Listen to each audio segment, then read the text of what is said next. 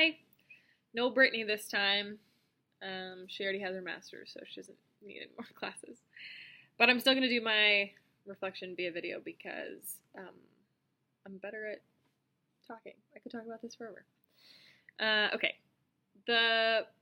I finally caught up on my readings, and the first thing that I was thinking about was when we started Teach for America training, one of the guiding mindsets that I'm really grateful that they instilled in us is, I remember this quote and I don't remember it exactly, but it's basically like, I am the sole determiner of the atmosphere in my classroom. And I feel like one good thing that Teach for America did was instill in us this belief that any problem that I'm having in my classroom, I am capable of fixing. And I appreciate that mindset right off the bat because it taught us to never blame kids for anything.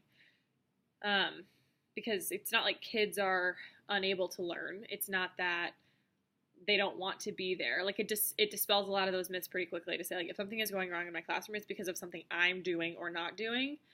And if I'm the only factor that determines the atmosphere in the room, I'm the sole decider of that, and that means that I bring both my conscious and unconscious self to that. So I bring my intentions and what I intend for it to be but I also bring my undergirding biases. And it's easy to examine your intentions and what you want your classroom to look like. It's a lot harder to examine how are my biases? One, what are my biases? And then two, how are those undergirding things like my classroom management, my instructional decisions, my beliefs about my kids.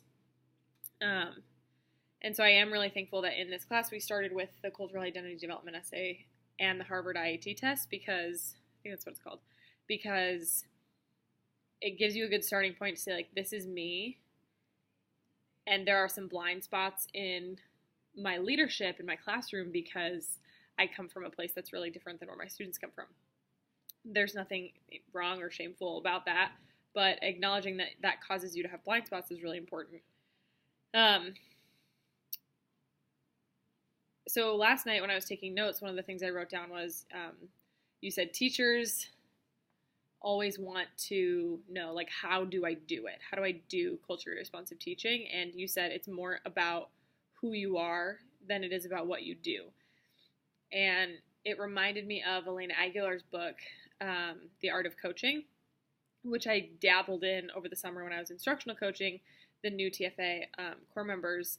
And basically her whole point is if you coach behavior but you don't coach mindset of teachers, you're not going to have sustainable change. And so really when you're looking at a behavior, you have to go deeper into why is a teacher acting that way and what are the mindsets that are driving her to respond or to act in such a way. And it made me think of that it's more about what you believe about kids. It's more about your mindset than it is about what you do. And I think one of the most important mindsets that I've been able to cultivate is it's always on me. And I think I had more of a drive to let that belief shape my constant desire to get better earlier. And when I was teaching freshmen than I do now, with the juniors, it's easier for me to be I'm doing everything I can. You're just not XYZ. Because I'm late, because I've gotten lazy. But ultimately I know my ability to be a culturally responsive teacher rises or falls on my mindsets about kids, my attitudes. And so when I was reading that, I think that author's name is Mellum, the article was about how professional development can shift teachers' mindsets, but I think it was really interesting to see in the literature that he said that teacher mindset affects their beliefs. I think he used beliefs. Teacher beliefs affect teachers' expectations, it affects teachers' action, and it ultimately affects student behavior and learning. And that was just an academic and fleshed out version of that quote. That I decide the atmosphere. My beliefs, my mindsets that I bring into the room affect my expectations of kids, affects my actions towards them, but ultimately that drives student behavior and student learning. And one of the things that I thought was really interesting that he said was one of the reasons why that affects student learning and behavior is because teachers or students can perceive their teachers' mindsets. And it's interesting for me to listen to my students talk about other teachers and what they perceive that teacher's mindset to be, because they don't talk about me in front of me. But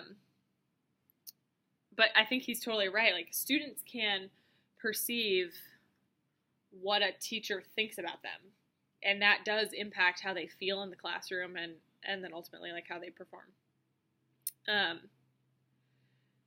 The Martin and Beast article that I read was like spot on with the research that I wanted to do in my PhD, saying that basically like teacher perceptions of student behaviors are the root of our school to prison pipeline. I mean, like that was the cornerstone of the research I wanted to do too, is I was like, man, a teacher's perception of what's happening in her classroom is what's driving whether or not she's writing referrals, which is snowballing into suspensions, expulsions, and then kids getting in trouble. And something that I think is interesting that should probably be brought up here too is like how a teacher's perception of kids affects a kid's perception of themselves. Like, not only is it possible to oppress your students in your classroom, it's possible to be the force that causes that oppression to be internalized, because kids get suspended enough, kids get written up enough, and they're like, I'm a bad kid. And then that is a terrible cycle that we're not allowing kids to reach their potential because our perceptions of them are being transferred onto their, like, you know, little child. It's being like overlaid onto their little child brain development, identity development, being told who they are, which is a lot of power that teachers have. Gosh, I thought about a lot. That I'm already at 7 minutes, so as you can see, this is going to be long. I will hold off on talking about funds of knowledge and how I think it should inform science education. Maybe I'll save that for the next one. But the other thing that I found really interesting and very true, it resonated with me a lot in teaching juniors this year, is this idea that resistance to school culture is self-preservation or culture preservation. So when my students are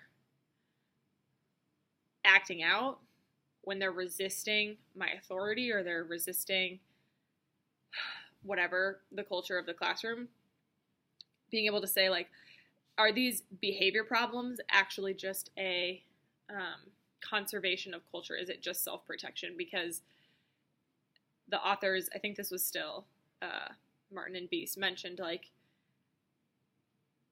if that's the choice that we are making kids, we're forcing kids to make, like, it's either your culture or your academic success, then it's an easy choice for them to be like, screw school then. What I think is interesting is when all of those things come into conflict with a family that says you have to do better, especially with our immigrant families saying, like, we came to this country for you to do better. Because I hear a lot from my students, like, I hate school, but I promised my mom I'd graduate and, like, make something better of our lives, or I promised my mom wants me to do better than they did. And that's why I'm here, and that's why I'm trying to get through school. So we're bringing into conflict so many things, like school's an institution that's bringing kids into conflict with their own values. But what's stronger than that is their, like, desire to make their family proud. So even that cultural value is, like, fueling their, or maybe dampening their resistant attitudes about school when it comes into conflict with, like, who they are.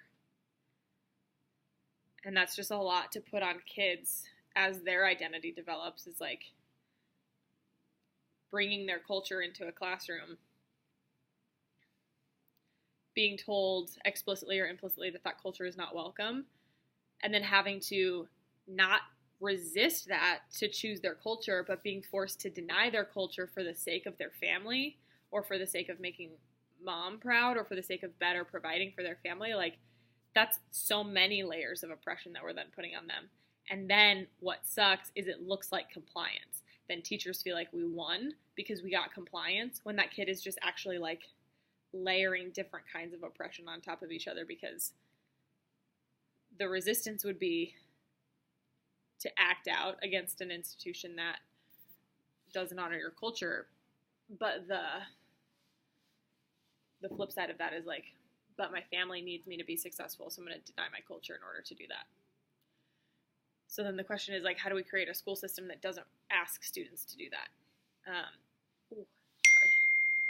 Sorry. See, it's not just in your class. My back is bad all the time. Yeah, so I've been thinking about how do we create, and I wonder, this is not a cop-out, I legitimately wonder if it's possible to create a classroom like that in the greater schema of a campus or district or greater educational landscape that doesn't support that. Like, actually, how much in my classroom can I control? And I don't think that's a cop-out. I don't think the answer is, like, none, it's a lost cause.